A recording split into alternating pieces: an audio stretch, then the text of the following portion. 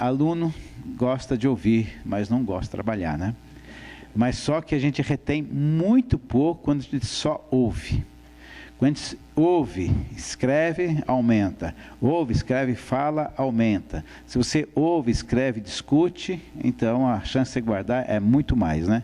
Por isso a gente lê um livro e depois você conta esse livro em 5 minutos. O que você leu lá, né? A gente não guarda todo o livro, óbvio, né? Agora, se você lê o livro e assiste o filme sobre, então você começa a fazer comparação, aquela cena, né? Normalmente, como diretor, sou melhor que os diretores de Hollywood, né? Se eu leio um livro antes e vou assistir o filme depois, para mim é uma decepção, né? Eu esperava tanto ver Crônicas de Nárnia. Aquela cena do degelo que eu tinha dirigido era tão bonita. Fiquei esperando. Chegou aquele lá, nossa.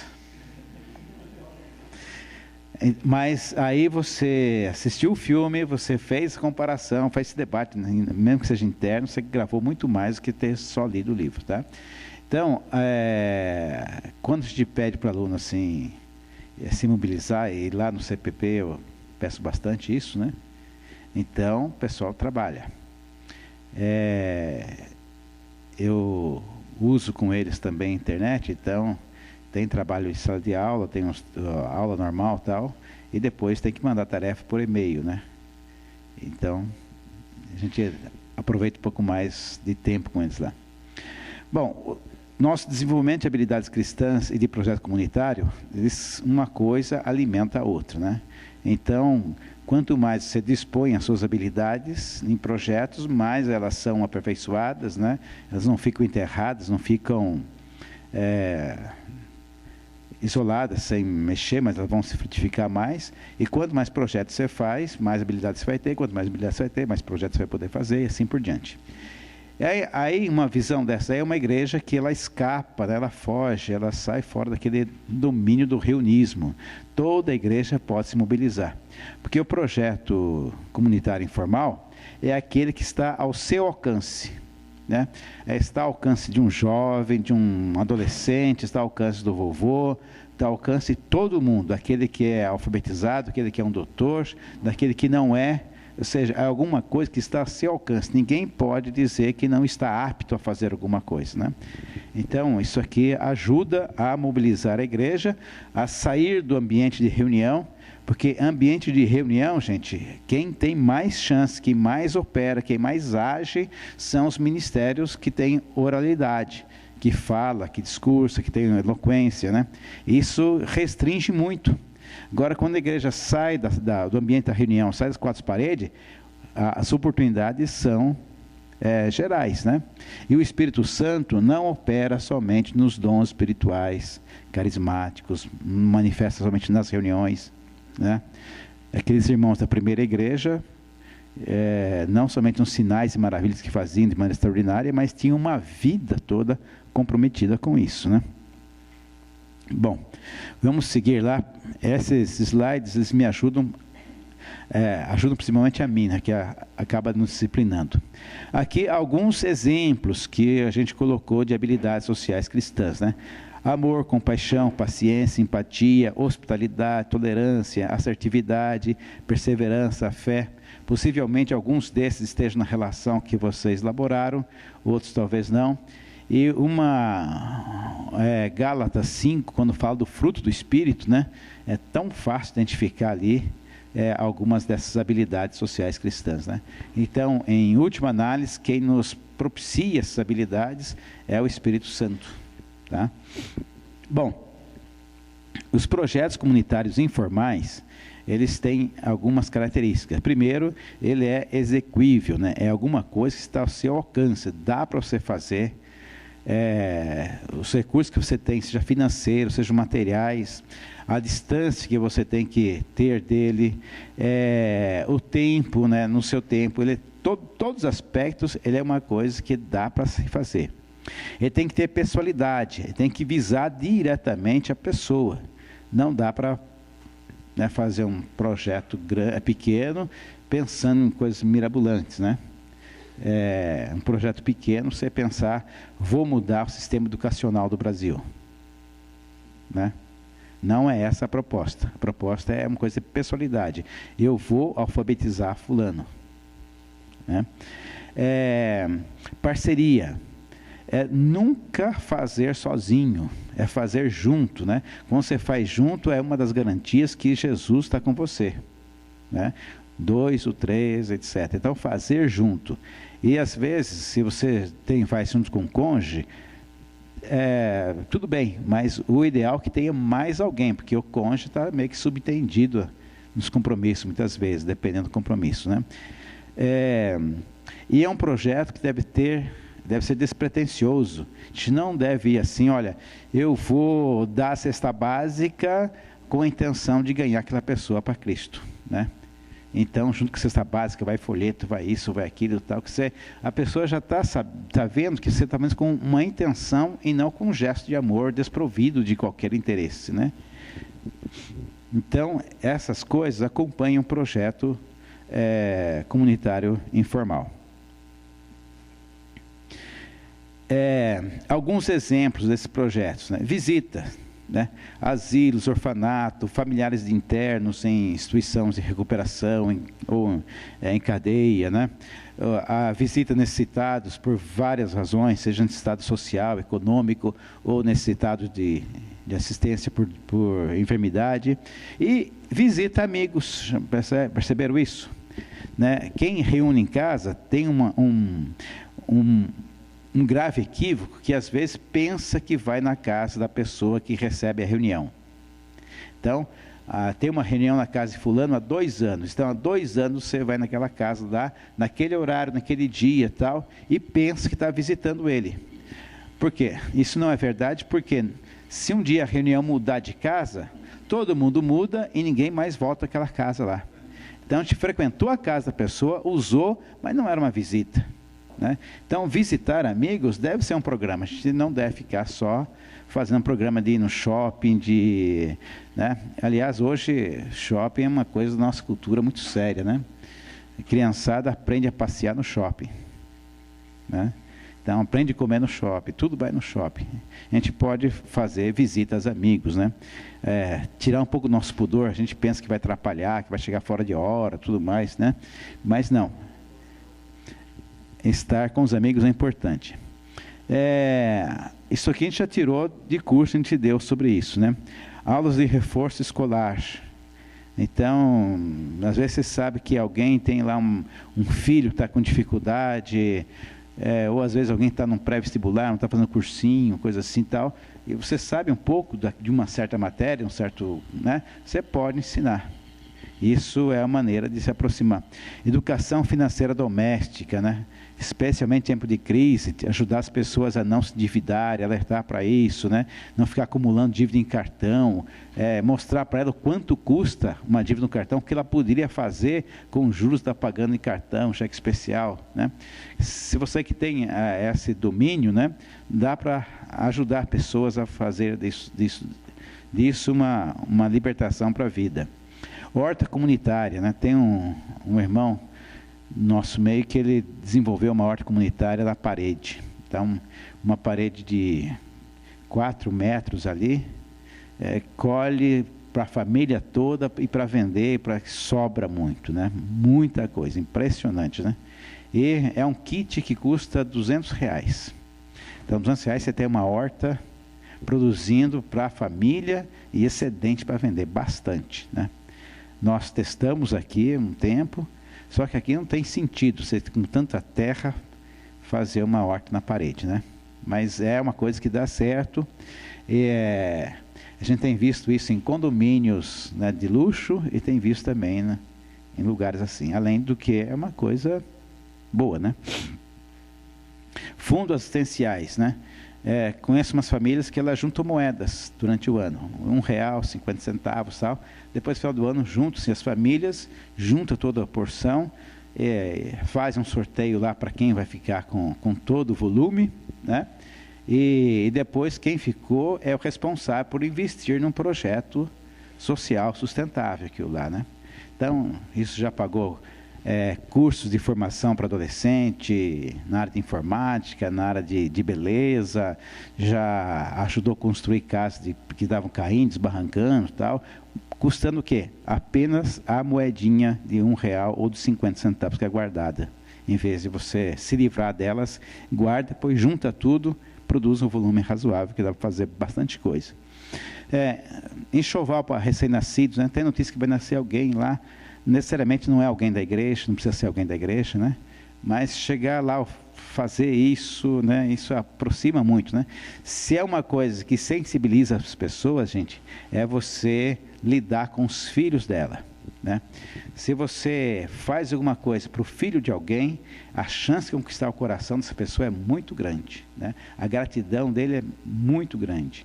Se você elogia um filho para alguém, você vê que a pessoa fica sensibilizada, seja um elogio que for. Se você dá um presente, alguma coisa assim, aquilo é uma porta aberta, né? Abre o coração. Concertos, reparos domésticos, né? Pagar participação em encontros, acampamentos, né? Especialmente aqueles encontros de evangelização, de início, tal, né? Você convidar a pessoa e às vezes bancar, porque a pessoa que está iniciando, principalmente, ela não tem a liberdade de falar que ela não tem dinheiro para isso. Você pode até pensar, não tem dinheiro para gastar em pizza todo sábado, mas para ir no encontro não tem. Mas para dar o início ali, é importante você às vezes bancar algumas coisas, né? E tudo isso aqui são coisas que estão ao seu alcance e às vezes são coisas que não são a demorada, né? Você escolheu acompanhar um familiar de um interno. Então, é uma coisa que tem um período, né? Que vai acontecer isso.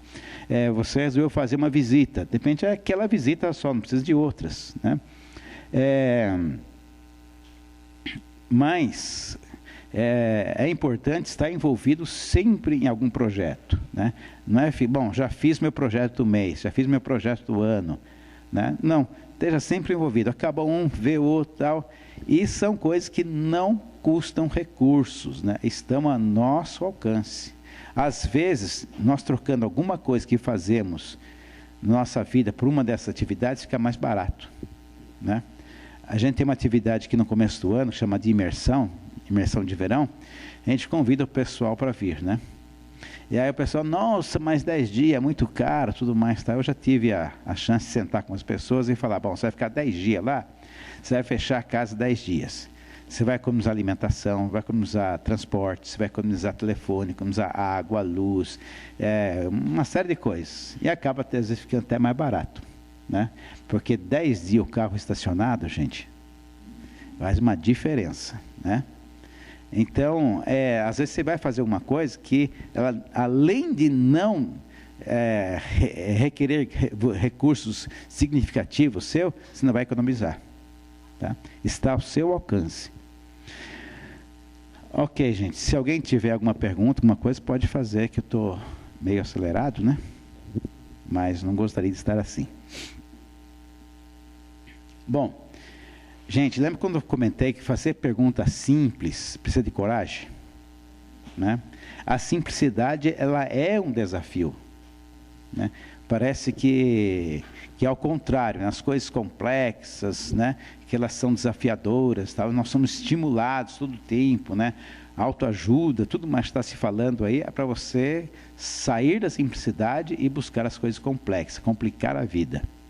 Mas as grandes coisas são sempre resultado das pequenas, né? E muitas vezes, ou talvez todas as vezes, os grandes projetos só se viabilizam a partir da somatória de pequenos dele, não tem outro caminho, né? Ganhar um bairro para Cristo. Você pode pensar assim, vou fazer aqui uma cruzada, vou distribuir folheto, vou distribuir convite, vou fazer um show gospel, vou trazer um pregador de fora, tudo mais tal. Isso vai mobilizar muito dinheiro, muita arrecadação, muito planejamento, data e contato com prefeitura e com o departamento de trânsito e um monte de coisa, né? E aí, chega lá, faz o show, tem 99% do pessoal que vai é pessoal que já é, né, de Jesus. E a maioria deles da sua própria igreja, né? E aquele 1% que vai, não tem garantia que ele vai permanecer. Ele foi só para ver o show, não para assumir uma vida, né, de compromisso. Agora, se todo mundo se envolver no bairro, ora faz um enxoval de uma criança, ora conserta a casa da viúva, arruma a calçada, faz uma limpeza, pinta a casa de alguém e tal. Se é uma igreja que está envolvida com o bairro, é bem provável que a um custo zero, praticamente, da igreja, você obtenha muito mais resultado para alcançar do que se fazer um grande projeto. Tá? A maioria das pessoas, gente, eu tive uma experiência, aí eu saio o pessoal fala assim, foge da política, né? Eu sempre tive muito próximo da política, e uma das experiências que eu tive foi de ser candidato. Né? Fui candidato a vereador, e eu dizia o seguinte, todo mundo devia ter essa experiência. Né? É muito interessante. Aliás, essa candidatura era um projeto nosso também, que a gente tinha assim, uma participação política na sociedade, não para ser um político, mas para dar um exemplo, testemunho de como deveria ser, né? Então, ser eleito, muito bem, senão, não era esse o primeiro objetivo. A gente conseguiu eleger alguns vereadores, outros não, nunca conseguimos reeleger ninguém, né? Mas é interessante, né, as pessoas abrem a porta, que tem expectativa de serem atendidas, né? E você visita muita gente e tal, aí a pessoa fala assim, preciso de um remédio tal, preciso de uma cirurgia, preciso disso, daquilo, tal, precisa consertar o telhado, né? Olha, são coisas tão pequenas que faltam para as pessoas, não é à toa que o pessoal que quer comprar voto consegue comprar mesmo. São pequenas coisas que faltam para as pessoas, para elas assim acharem que ficarem muito gratas, né? E então, se em vez desses políticos que na época da eleição saem por aí, né, dando telha, tijolo, tudo mais, a gente fizesse isso, as necessidades só podem ser atendidas com pequenas coisas, a maioria delas, né? Vai ser pouca coisa que vai escapar da nossa possibilidade de ajuda. Mas a gente não sabe disso, porque a gente fica olhando de longe, né? Não se envolve. E então a gente tem uma ideia de que para tirar aquela família da situação é uma coisa muito difícil, né? Somente o poder público podia fazer isso. Não, às vezes não tem expectativa, às vezes tão grande como nós imaginamos que eles tenham. Mais do que ofertar dinheiro, você gastar a vida com alguém é muito mais valioso. É incomparavelmente mais valioso. As coisas simples é interessante que elas têm uma lógica tão óbvia que nos causa uma rejeição, porque sugere que para a gente fazer aquilo é uma certa humilhação, vou ter que descer, né, do meu pedestal para fazer aquilo lá. Mas é assim mesmo, é tão simples que eu rejeito, né? É muito simples, o Evangelho é simples, Jesus é simples, né? Mas a gente não se contenta com a simplicidade e às vezes quer buscar coisas mais complexas, né? Vida simples, ela acho que tem alguns componentes. Primeiro, uma vida descomplicada, do ponto de vista de ser simples, de ser descomplicada, é que algumas decisões que você toma na vida, assim com princípios, com base firmes, ela economiza um monte de outras decisões. E uma coisa que é interessante, toda decisão que você vai tomar, ela é precedida de uma angústia, né? Enquanto você não decide, você vive a angústia da decisão. Depois decidido, né, jogue fora a angústia. Decidiu, está decidido, né? Se lá na frente tiver que rever a decisão, é uma outra decisão que você vai tomar. Mas decisão tomada, não fique... E se, né? Ande firme naquilo lá, até que se concretize. Bom, então, surgem ideias, né? A pessoa que casa, para casar para sempre, ela não precisa cada briga, cada mau humor, a cada noite que um quer dormir de costas para o outro, só perguntar se vai separar, né? Não, a gente vai resolver juntos, né? Porque separação não é solução. Então, você não tem essa alternativa, casei para ficar casado, então você economiza um monte de perguntas, né? Você entrou no emprego, assinou um contrato lá, né? Ok, conseguiu um emprego, tudo mais tal, né? Gostoso. Aí, uma segunda-feira, depois faz um mês, está lá, segunda-feira amanhece com frio e com chuva. Você não vai perguntar, se eu estou sentido em trabalhar hoje? Não vai perguntar. Essa decisão você tomou lá atrás. Quando assinou o contrato, chuva, sol, tudo mais tal, às 8 horas da manhã você está no emprego. Então você não sai de manhã com essa pergunta: estou sentindo ir trabalhar hoje? Né? Você já economiza uma pequena angústia nisso, né? Então, grandes decisões, elas economizam pequenas decisões que vão ficar sempre presentes na nossa cabeça. Você limpa isso da frente, né? Ter um estilo de vida comunitário versus um estilo de vida VIP, né? Ser VIP é muito complicado, né? VIP é uma sigla para dizer de pessoas que são importantes, né? Então, você pensa que o VIP é só aquela pessoa que tem uma sala especial no aeroporto, né, que os fotógrafos ficam atrás deles, tudo mais, tal. Não. Às vezes nós temos um estilo VIP, né? Como é que tem um estilo VIP? Você vai hospedar numa casa e, em vez de se enquadrar imediatamente naquela casa lá, você fica na sua, né? Você não ajuda a lavar uma louça. Sou hóspede aqui, né? Aí está fazendo comida e tudo mais, tal, lá, a irmã preparando comida. Eu não como, não gosto disso, né? Então, aquela casa começa a se adaptar para atender você. Por mais simples que você seja, mas você tem um comportamento de VIP, né? E nós temos que ter um comportamento comunitário. Então, chegou no ambiente, procura ser, né, como o ambiente é. É um estilo comunitário de ser. Isso é simples, né? Agora, se você fica sempre personalizando-se, né, é complicação para a gente mesmo. E fulano vai visitar, meu Deus, ele não gosta disso, não come aquilo, tal. Não, procure ser o mais simples possível, né? O mais adaptável possível, né? Mesmo que a pessoa não deixe lavar a louça, tente lavar a louça dela, né? Usou lá o quarto, se dormiu, dá uma ajeitada, não deixa tudo jogado, né, Sérgio? Dá assim. O Sérgio foi o anjo do quarto nosso lá. Passava um anjo lá, dava uma ajeitada assim, né? A gente nunca via, mas... E evite ter supérfluos, né? Isso também economiza bastante, gente. Se você tem um par de sapato, você levante de manhã, não precisa perguntar qual par de sapato você vai usar, né? Se você tem uma blusa, está frio, você vai usar aquela blusa. Agora, quanto mais coisa você tem, mais complexo fica.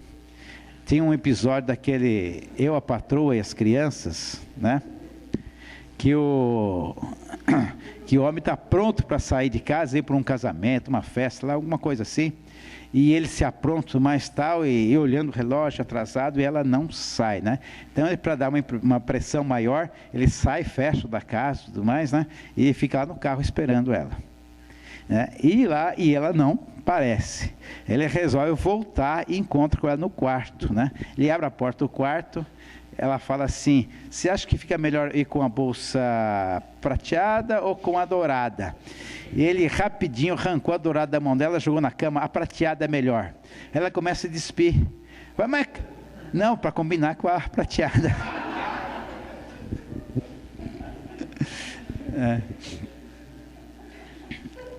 Então, gente, quanto menos coisa a gente tiver, quanto mais se eliminar o supérfluo, melhor é, né? Mais fácil é a vida. Bom, pense aí em 5 pessoas que foram mais determinantes na sua vida, tá? Se quiser anotar, anote. A gente não vai pedir, não vai saber quem é, mas tente, se você tem cabeça para guardar 5 nomes, tudo bem. Você não pode anotar aí, não precisa nem dizer nome e tal, mas é uma referência que você lembre dela, tá? Ok? Lembrar de 5 pessoas aí. Dá uma revisada nessa lista e ver quantos famosos que tem nessa lista aí, né? Quem tem aí o Neymar na lista, quem tem aquela Gisele Bündchen na lista, quem tem o Silvio Santos na lista, o Roberto Carlos, né? Ou outra pessoa que é famosa. Bom, a gente já fez isso em várias oportunidades, né? Espero que não tenha sido exceção. Mas, com certeza, a maioria das pessoas que estão nessa lista aí são pessoas anônimas para o mundo. Pessoas que acho que não significam, ninguém conhece, né? E, às vezes, quando parece um famoso, ele aparece na lista não por ser famoso, mas por ter uma relação muito próxima de influência com essa pessoa. Então, às vezes a gente procura coisas que sejam assim relevantes, né? Queremos ser relevantes para o mundo, queremos ser relevantes para, né? Mas a gente não vai ser isso, né? A gente vai ser relevante para poucas pessoas e pessoas próximas de nós, né? Próximas de nós. Lógico que nessa lista aí Jesus Cristo não pode concorrer, né? Porque está na lista de todo mundo. Mas é interessante que às vezes nem o principal líder da denominação, da religião, ela entra na lista, né? Mas pessoas próximas, muito próximas, é que influenciam.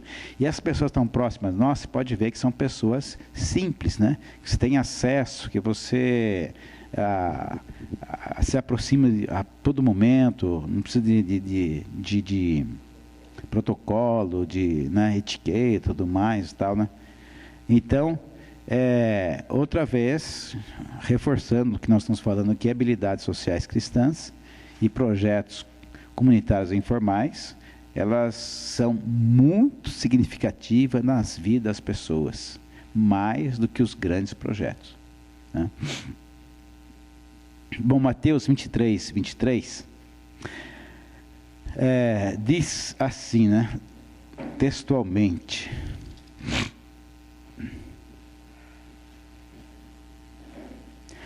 ai de vós, escribas e fariseus, hipócritas, porque dais, olha só, porque dais o dízimo do hortelã, do endro e do cominho, e tendes negligenciado os preceitos mais importantes da lei, a justiça, a misericórdia e a fé, ou a fidelidade em alguns. Deveis, porém, fazer estas coisas, né? Praticar a justiça, a misericórdia, a fé, sem omitir o dízimo. Então, as duas coisas estão presentes, mas as pessoas pensavam que, dando o dízimo, podiam passar por tudo, né? Em outra passagem usa ainda mais contundente, ele fala que com as tradições deles, eles invalidam a lei de Deus. Dão oferta para Deus e fala assim: olha, que eu tinha reservado para você, papai, mamãe, para sua velhice, eu dei como oferta, então agora não tenho mais o que dar, né? Não é assim que Jesus ensina e que ele espera de nós. 3 exemplos bíblicos, né, sobre esses projetos comunitários informais. O samaritano, né, que é uma parábola que Jesus conta. O menino com 5 pães e 2 peixes alimentou a multidão, né?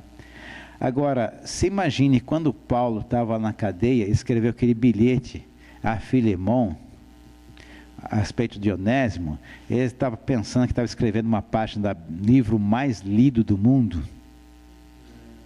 né? Então, só um bilhete não tem importância nenhuma, não precisa nem fazer, né? Mas estava ali escrevendo uma página do livro mais lido do mundo, né? Virou uma epístola a Filemon, uma página da Bíblia. Então, nós não podemos desprezar as pequenas oportunidades, pequenas coisas que temos na nossa mão, porque não sabemos, não imaginamos o uso que Deus vai fazer daquilo, né? Depois, a gente pode até voltar para ler aqui o samaritano. Grande obstáculo para a realização de um projeto comunitário informal: voluntariedade, espontaneidade, iniciativa, né? Essas coisas é que nos amarram, né? Ficamos presos ali, né? Já viram falar da síndrome da dobradiça? Dobradiça é aquele elemento que prende a porta ao batente, que permite o vai e vem dela, né? Então a gente fica assim na cama, está chovendo, vira para o outro lado, Sabe que passou a chuva, vira para o outro lado, né? E passo ali como dobradiça, virando para um lado, do outro, tal, e não faço nada. Então, ter um espírito de iniciativa. A gente habituou a convidar a gente para ir para a igreja. Vai lá que você vai ouvir a palavra, né? Nós podemos fazer isso, né? Então, se nós nos empenhamos em um projeto, a gente dá para fazer, mas precisa de iniciativa, depende de nós, de espontaneidade. Agora, o grande obstáculo para a realização de grandes projetos é o dinheiro, né? E o dinheiro também não é só um obstáculo para realizar, como também ele vai se tornar um empecilho depois, né? É comum a cena o seguinte: alguém começa um programa de televisão de 15 minutos para evangelizar. E aí vai ganhando importância, vai crescendo o horário e tudo mais, e daqui a pouco ele começa a pedir dinheiro, né? E aí aquele programa vai trocando o dinheiro pela evangelização, né? Aliás, trocando a evangelização pelo dinheiro, pelos recursos, né? E o dinheiro vai invadindo o espaço, tomando espaço. E tem um irmão que um dia estava no rádio e falou assim, eu vi no rádio indo para o serviço, falou, me perdoa, mas tive a paciência de contar quantas vezes ele falava dinheiro e quantas vezes ele falava de Jesus, né? E eu passei uma semana ouvindo e fazendo isso, né?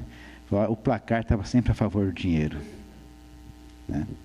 Então, o dinheiro, ele concorre. A gente pensa que ele é um meio, mas ele vai se intrometendo, tudo mais, tal, pensando que ele é um recurso, daqui a pouco ele toma conta, né? E aí, o evangelho passa a ser um pretexto para o dinheiro, né? No começo, o dinheiro é um pretexto para se pregar o evangelho, mas chega um certo ponto que o evangelho é um pretexto para se pedir dinheiro. Ele é um perigo, né?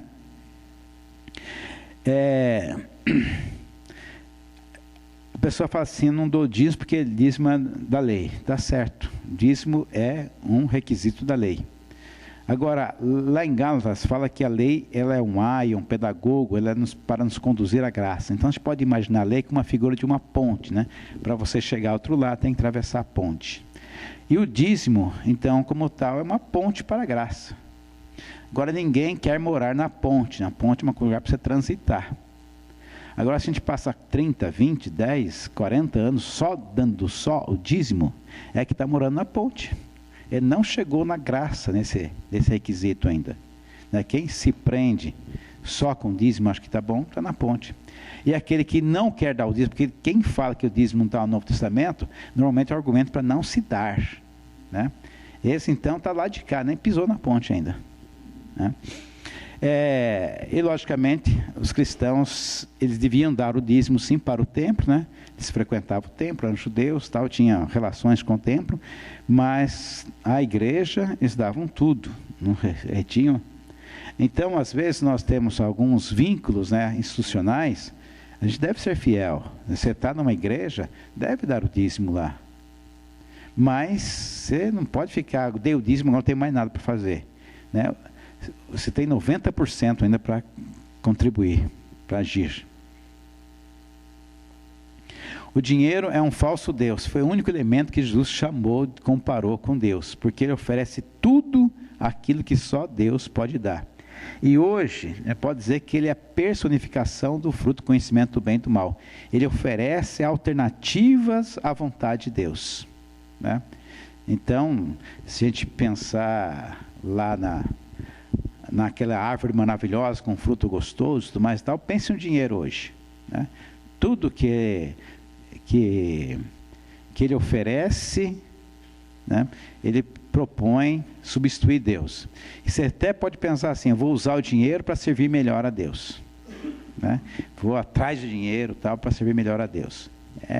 Ele é muito semelhante à tentação do fruto do conhecimento do bem e do mal.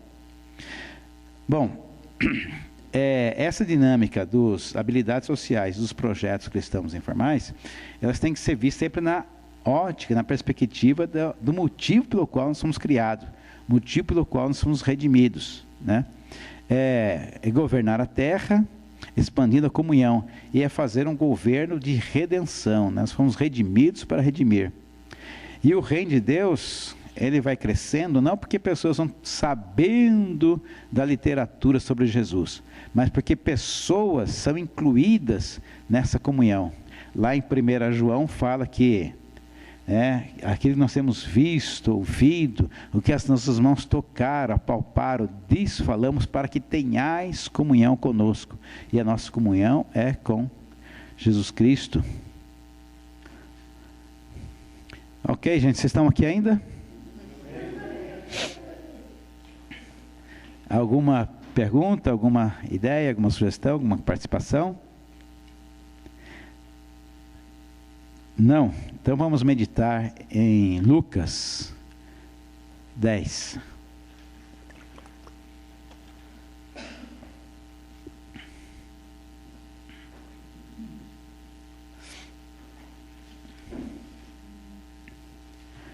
Lucas 10, versículo 25.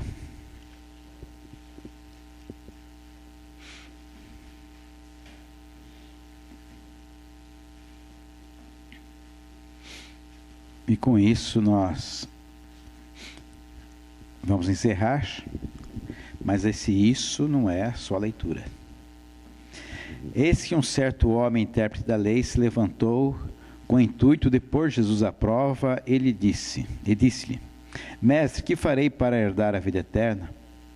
Então Jesus lhe perguntou: que está escrito na lei? Como interpretas? A isso lhe respondeu: amarás o Senhor teu Deus de todo o teu coração, de toda a tua alma, de todas as tuas forças, de todo o teu entendimento, e amarás teu próximo como a ti mesmo. Então Jesus lhe disse: respondestes corretamente, faze isso e viverás. Ele, porém, querendo justificar-se, ou esquivar-se, perguntou a Jesus: quem é meu próximo? Jesus prosseguiu dizendo: certo homem descia de Jerusalém para Jericó e veio a cair em mãos de salteadores, os quais, depois de tudo lhe roubarem e lhe causarem muitos ferimentos, retiraram-se deixando-o semi-morto. Casualmente descia um sacerdote por aquele mesmo caminho e vendo-o passou de largo. Semelhantemente um levita descia por aquele lugar e vendo-o também passou de largo. Certo samaritano que seguia o seu caminho passou de perto e vendo-o compadeceu-se dele. E chegando pensou-lhe os ferimentos, aplicou-lhes óleo e vinho e colocando sobre o seu próprio animal levou para a hospedaria e tratou dele. No dia seguinte tirou 2 denários e entregou ao hospedeiro dizendo: cuida desse homem e se alguma coisa gastares a mais eu te indenizarei quando voltar. Qual desses 3 te parece ter sido próximo do homem que caiu nas mãos dos salteadores? Respondeu-lhe o intérprete da lei: o que usou de misericórdia para com ele.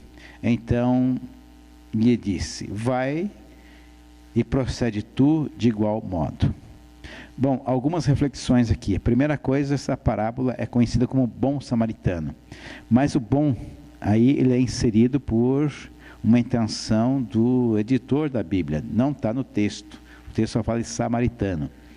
Isso denota o volume de preconceito que o samaritano tinha, recebia dos outros. Os outros tinham muito preconceito com relação a ele.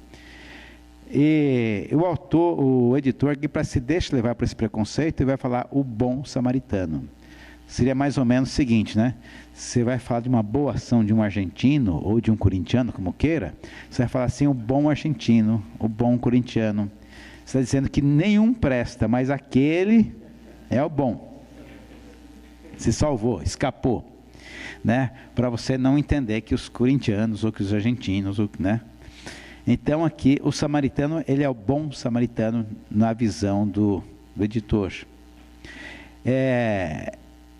E Jesus escolhe aqui o samaritano. Então Jesus faz imagina aqui que ele é um autor de uma peça de teatro. Ele vai distribuir os papéis dessa peça, E ele quer se representar pelo samaritano, Então o samaritano é quem vai fazer o papel de Jesus, O samaritano representa Jesus aqui. Jesus podia escolher um sacerdote, um levita, mas Jesus preteriu esses 2 para escolher um samaritano. É interessante que esses 2, eles estavam vindo de Jerusalém e passaram por lugar. O sacerdote, o levita, eles trabalhavam por turnos de revezamento. Então eles iam lá cumprir o seu turno e depois, né, não tinha mais o que fazer, tinha cumprido a obrigação. E quando se encontram então aqui a vítima, eles, olha, irmão, já trabalhei, se eles tivessem ido no templo lá tal, eu teria que atendê-lo, né? Lá eu sou levita, lá eu sou sacerdote, tem que atender, mas agora já cumpri meu turno, eu fiz minha obrigação, né? Estou livre. E não atende o outro. E o samaritano que não tem nada, que não entende nada, né? Que achava que tem que adorar lá no monte da Samaria, ele vai parar e vai atender essa pessoa. E, bom, primeiro que o intérprete da lei faz a pergunta para tentar se esquivar da responsabilidade, né? Mas quem que é o próximo? Além de amar a Deus, quem que eu vou amar? Não sei quem é o próximo, então, né? Não explicou quem é isso daí. Jesus faz a narrativa e depois no final pergunta, né? Qual desses três te pareceu ter sido o próximo do homem que caiu nas mãos salteadores? Olha como Jesus inverte a coisa aqui, né? Então dá a impressão de que a vítima é o próximo do samaritano, mas na verdade é o samaritano que se fez próximo, que se fez o próximo da vítima. Qual desses três te parece ter sido o próximo do homem que caiu nas mãos salteadores, né? Não foi o levita, não foi o sacerdote, mas foi o samaritano, se fez de próximo. Respondeu o intérprete da lei: olha a dose de preconceito. Ele recusa Jesus falou samaritano, samaritano, samaritano. Ele recusa usar o mesmo nome. O que usou de misericórdia. Por acaso samaritano, né? Mas no seu texto, o samaritano, mas aquele que usou de misericórdia, ele não quer falar o samaritano. O intérprete da lei, bem endurecido no seu preconceito mesmo. O que usou de misericórdia para com ele. Então, a questão não é quem é o meu próximo, é de quem eu vou me fazer de próximo, né? Não tem desculpa a saber quem é meu próximo, é eu me fazer de próximo do outro, né? E essa parábola aqui vem, quando Jesus mostra aqui, aqui tem várias relações, né? Os salteadores são o diabo, a vítima podemos ser nós, né? Jesus é o samaritano, os religiosos como pessoas que são formais mesmo, que fazem a religião por obrigação, eles estão também representados aqui. É uma parábola muito rica, mas Jesus mostrou aqui, através de uma linguagem mais moderna, como a gente pode fazer um projeto comunitário informal, né? Ele foi lá, pegou a pessoa, ajudou, pediu ajuda ao hospedeiro, assumiu responsabilidade com ele, né? Então, ele não fez sozinho também, ele fez junto com pessoas. Estava ao alcance dele, estava diante dele. Tem uma irmã que reúne conosco, ela teve uma experiência uma vez muito interessante. Ela é muito sensível às coisas de Deus, e um dia ela ia andando na rua, ela tinha saído mais cedo do trabalho, porque não estava passando muito bem, dor de cabeça e tal, e ela, ao passar num lugar, tinha uma pessoa vendendo bijuterias, aquelas fabricadas, né, tipo estilo hippie, né? E ela andando assim, falou: eu vou passar pela outra calçada, porque aquela pessoa vai me abordar, e eu estou com pressa, não estou me sentindo bem e tal, e vou fazer de conta que nem estou vendo, né? E realmente se preparou, apertou o passo e tal, e começou a botar em prática a estratégia dela. Ela deu os primeiros passos, ela ouviu Deus falar assim para ela: não ouse tirar os meus olhos dela, né? Olha só, Deus falou: não ouse tirar os meus olhos dela. Eu sou os teus olhos aqui, né? Deus está falando com ela.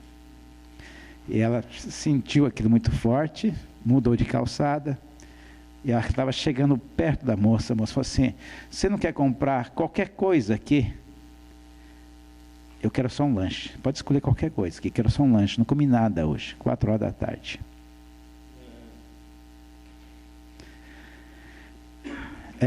Nós, né, somos os olhos, né? Deus está vendo o mundo pelos nossos olhos. Nós não podemos recusar, ignorar o que está nesse mundo. Nós temos muita coisa a fazer ao nosso alcance. Deus não pediu que a gente fosse lá no céu buscar alguma coisa, que fosse procurar no fundo do mar, né? Que se pudermos fazer só se fôssemos ricos, se fôssemos famosos. Não, está ao nosso alcance fazer.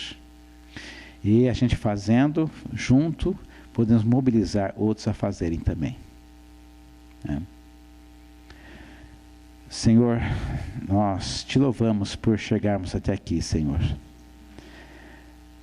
Senhor, muito mais importante que qualquer outra coisa, Senhor, é aquilo que o Espírito Santo vai gravar em nós.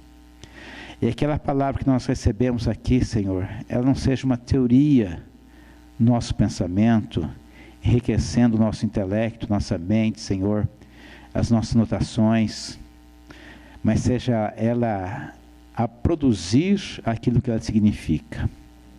Que ao sairmos daqui, Senhor, possamos colocar isso em prática a partir de nossa casa, nossa família, Senhor. Tem tanta coisa a ser feita ali, Senhor. Senhor, que eu não possa apenas lavar a louça por lavar a louça, por querer ser simpático a alguém, Senhor, mas por sentir que posso ser as tuas mãos lavando aquela louça e abençoando a pessoa que talvez tivesse a incumbência disso, Senhor. Senhor, em tudo nós queremos levar a tua pessoa, Senhor. Queremos ser a expressão da tua palavra.